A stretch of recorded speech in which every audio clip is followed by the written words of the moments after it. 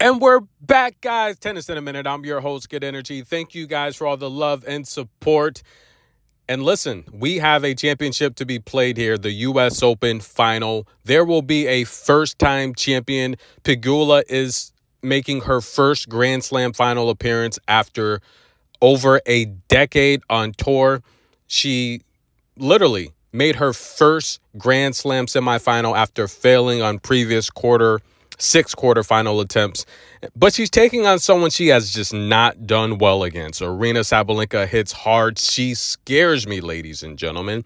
Now, these two ladies have played 7 times, and Sabalenka has won 6 of the last 7 matches. It's been very lopsided. In fact, guys, overall, of the 7 matches they've played, Pegula has only won 4 sets in those matches. Sabalenka's won 11 sets, and she gets off to fast starts. Now, they recently just played in Cincinnati, where Sabalenka won that 6-3, 7-5. Previously, they played at the WTA Finals in Cancun. I was there. Pegula won that in straight sets, 6-4, 6-3. But I think the wind, the conditions there, being literally, if you guys never been there, the beach, it's like not too far from the court. So you got a lot of wind.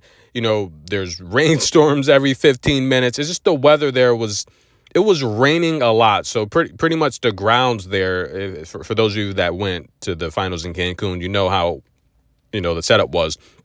Water all over the grounds. They literally built there's water, literally. There's both sides of where the WTA finals in Cancun was held. I mean, you have, the main road through Cancun, the tourist road there. And then you have on both sides bodies of water. And it's just the grounds were just wet. They literally built this site, on top of water. And it's just the beach is literally not too far. It's a beautiful place, but not the ideal location to have a tennis tournament. It's just my personal opinion. I think you could have had it in Guadalajara or somewhere like that. Again, I mean, remember 21? Amazing championship. Sabalenka, Annette Kontaveit, Paula Badosa was playing big time. And Iga, we all know, it's no secret. Not only did I say it, all the professionals said it. Iga was the worst player there.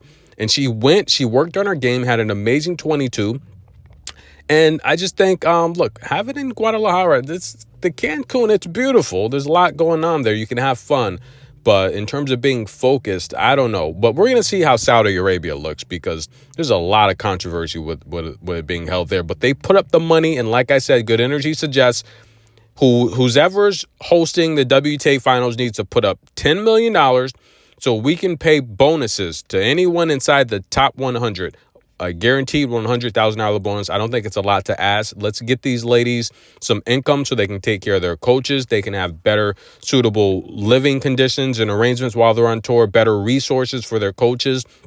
And they're not strapped for cash. They can replenish, they can hydrate, they can make sure their bodies are recovered after these matches. And, late at night, the WTA feeds them, they take care of them. But late at night, it's tough to get proper nutrients in some of these cities. A lot of places close early, and they're living in hotels. Some of them they don't have room service like that.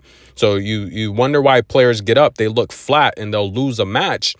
There's a lot going on between matches. They have to make sure these players are taken care of. They sacrifice a lot, and unless you're inside the top 10 or even the top 20 might even be a stretch. A lot of these players they're living city to city, and we have to fix that. And that's why Good Energy is here making a point about it. But they also played in Texas, Fort Worth. I was there as well. And listen, Sabalenka, she destroyed Pegula. And the Americans were the only ones that didn't win a match there. That was embarrassing. But again, on short notice, I talked about this. You're going to have the WTA finals. You're going to announce this in late September after the U.S. Open. Parents have to make arrangements for the kids. It's a school. School's in session. They can't just go on vacation with their kids in school. It was a horrible location. Texas is a football state. We all know that. And as well as basketball and baseball. But to have it in Fort Worth in the middle of Texas, I mean, yeah, not too far from Dallas, but it's still a nice drive from Dallas. And I just felt poor planning as well. Sabalenka won that. And look, she beat her in Rome on clay. She beat her in Madrid on clay. and she beat her at the French Open on clay. Sabalenka's won 6 of the last 7 matchups. Now, Pegula is having a good year, guys. That's right. She won Berlin, right? Amazing. She won Toronto, and she won. She made the final in Cincy. So she's made 3 final appearances and add the U.S. Open. This is her 4th final appearance of the year. Berlin, Toronto, Cincy, and look, exactly what I said. Sabalenka and Pegula are going to make the finals because they were the 2 players that were playing the best tennis coming into the U.S. Open. This is how it is in the United States. The 2 best players that are playing the best tennis normally will make the finals. We've seen this happen time and time again. Coco last year, Osaka Vika a few years ago. It's how it is. And the reality here is Sabalenka's had a good season. She made the final in Brisbane. She won the Australian Open, lost to Iga in Madrid, lost to Iga in Rome, but she won the Cincy final. This is going to be her 6th final appearance of the season. She's 45-11 on the year. Pegula being injured is still 36-11 on the year. She's the 6th seed. Sabalenka's the 2nd seed. Sabalenka's here after taking out Navarro last time out. Queen win, Elisa Mertens. The only set she's dropped was to Aryna, and she also took out Priscilla Hahn in the first round, which I just thought was just completely ridiculous, by the way. Like, give Priscilla Hahn, I'm not going to go there right now. It's just going to upset me. And look, Pegula, she's here after taking out Mukova. That's the only set she's dropped. She took out Iga in straight sets. Unbelievable, ladies and gentlemen. Who else? Kenin, big game, Shelby Rogers, Buzas Moreno. She's beat some good competition as well. And, I know I'm forgetting someone, but I do a lot of this off the fly. So thank you guys that appreciate how I just hit record and talk tennis. Who's going to win this matchup? Listen, guys, I've said it time and time again. These 2 would make the finals. I said that covering, Cincy and stuff. But I also said that I just don't think there's a lot of people out there that can handle Sabalenka's power. Coco's one of the few players that actually owns the head-to-head against Sabalenka. And I said it time and time again.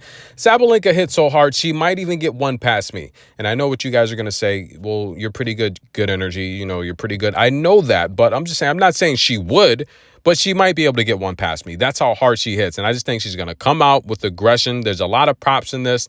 But I'm going to go with Sabalenka winning the first set. She's done it, literally. Of the 7 times they've played, I think she's won the first set 6 times.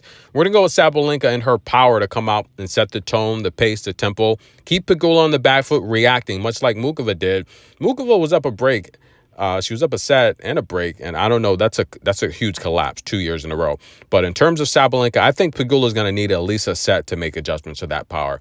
Sabalenka comes out so fast. She has great coaching, and I question, firing David Witt. I just think the stars lined up. You caught the tour where everyone's just not really in their best form. I think even if David Witt was coaching her, she'd probably still be in this final right now because she's so good. And just the tour is not ready. And I said, coming into next year, I think the players that literally come in season and playing fast, I think they're going to have a good year next year because a lot of players are tired. The schedule's grueling. It's hurting them. They're injured, and a lot of players are using all of that service clock. I've never seen the game slow down dramatically. They're slowing this game down dramatically. So the players that come in shape next season playing fast, like Aryna Sabalenka, they could have a huge year. I like Aryna to win the first set. Pegula's not going to make it easy, but I think she's going to have to make adjustments to the fast play of Sabalenka. Pegula's highly skilled. She's highly talented. And like she said, she's just darn tough. She's going to fight. The crowd's going to be on her side. They're going to need to pick her up early. But my pick is for Sabalenka to win the first set. Tennis in a minute. Like the video. I will cover the championship match. Thank you for the love and support. We'll be right back.